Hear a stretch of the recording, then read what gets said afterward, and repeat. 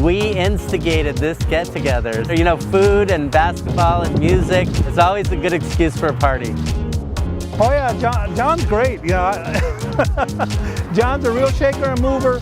He's awesome. This was something that's been on our heart for a while. We started talking about community partnerships that would have an impact on crime, it would have an impact on the health of family, doing something where we could really connect in a significant way with teenagers. So I think that the place that we find ourselves, this unique place, is in the opportunity to collaborate with people.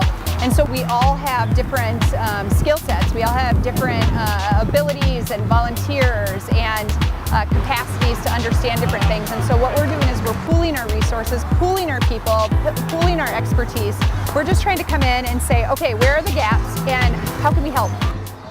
When people come together in partnership, everybody can have a little bit, but they can be fully invested with what they have, and they can provide a holistic solution. Like today, the basketball game. They reached out to our senior commander of the Western District. Hey, can you guys, we're gonna have a basketball game, can you provide officers?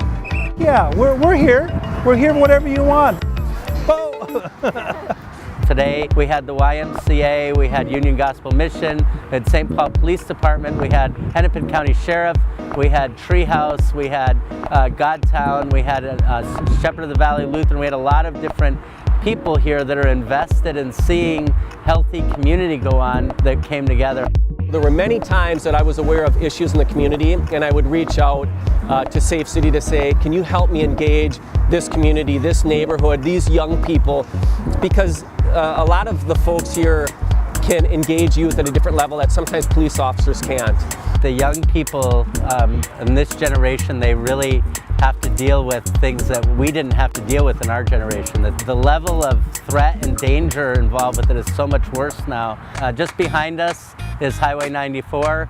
So I was here last summer when, when people were out in the street, out in the highway blocking it, and people were throwing rocks, and there was, people spray painting. And there's so many kids that feel really alone and feel like people either don't understand them or aren't going through the same things that they're going through, don't have friends at school, they're getting bullied. There's so many, like the spectrum is huge. Well, if we don't partner, we're going to lose these kids to the gangs, we're going to lose these kids to drugs, we're going to lose these kids to everything else that the world has to offer.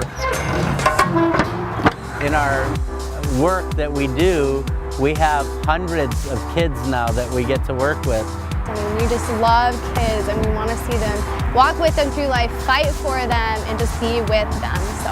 And I tell you what, anything John wants, we will help him out with, because he's got great ideas, and we just want to see him succeed.